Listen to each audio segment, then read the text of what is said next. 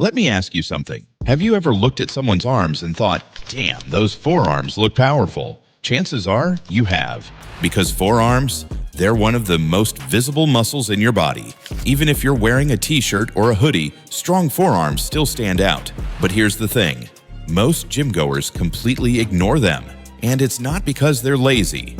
It's because they don't know how to train them properly. Now, I'm not here to sell you some fancy workout routine with 20 different variations. I'm here to keep it real. If you want thicker, stronger, more defined forearms, you only need 2 exercises. Yup, just 2.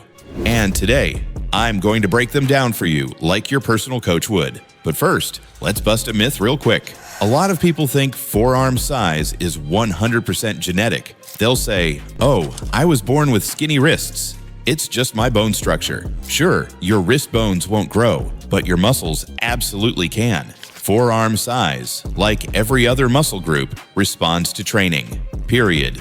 And before we dive into the how, let's understand the what. Your forearms are made up of 3 primary muscle groups. The wrist flexors, these are on the inner side and control wrist curling. The wrist extensors, these sit on top and they're responsible for wrist extension.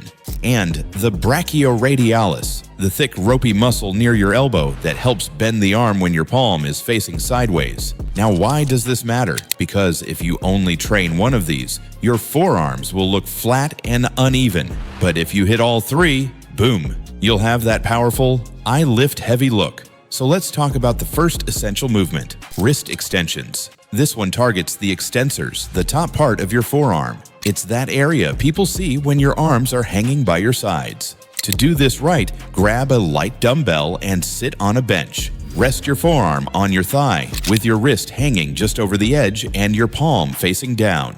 Now, without moving your forearm, raise the dumbbell by curling your wrist up. Slowly and with control. Then lower it back down. Again, with control. This isn't a race. You're not trying to impress anyone. You're trying to make the muscle work. Do 3 sets of 12 to 15 reps using a weight that makes the last 3 reps burn. Don't go heavy too soon. You'll end up using momentum or worse, straining your wrist. Keep it strict. Oh, and here's a pro tip. Try supersetting this with wrist curls. That way, you'll train both the extensors and flexors back to back. The pump. Insane. Now let's flip it. Wrist curls. Same setup, same bench. But this time, your palms face up.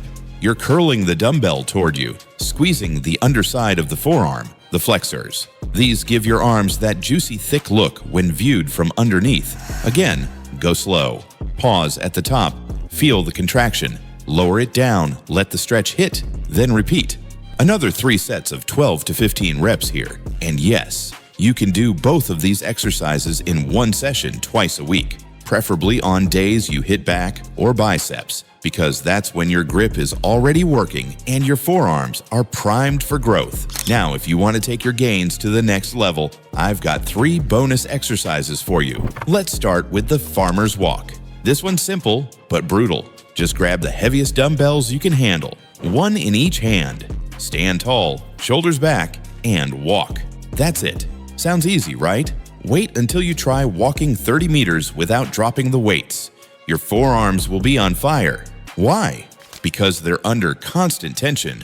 Your grip strength goes through the roof, and the isometric load builds both size and endurance. Do 3 to 4 rounds of these. And if you want to spice things up, try the fingertip variation, where you hold the dumbbells just with your fingers. That'll really test your strength. Next up, reverse curls. This hits your brachioradialis and wrist extensors. Grab a barbell or dumbbells with an overhand grip, palms facing down. Curl the weight up, keeping your elbows pinned to your sides. Don't swing, don't cheat, and please don't go heavy right away. This is about precision and control. Do 3 sets of 10 to 12 reps. And if you place this after your bicep workout, even better. Your biceps will be fatigued, so your forearms will be forced to do most of the work. Last but not least, hammer curls. These are similar to regular curls, but your palms face each other throughout the movement. This hand position shifts the load more onto the brachioradialis and forearms. Grab a pair of dumbbells, curl them up simultaneously or alternately, and focus on squeezing at the top. Don't let your elbows swing forward. Keep everything tight and controlled. Again, 3 to 4 sets of 10 to 12 reps. Done right, hammer curls will give your forearms that thick, meaty look near the elbow. Now let me wrap this up with a few essentials. Progressive overload matters. Add weight slowly over time or increase reps. Consistency is king. Train forearms at least twice a week if you want results. Balance your training. Don't just hit flexors or extensors. Train all parts. Fuel your body. You need protein, around 0.7 to 1 gram per pound of body weight.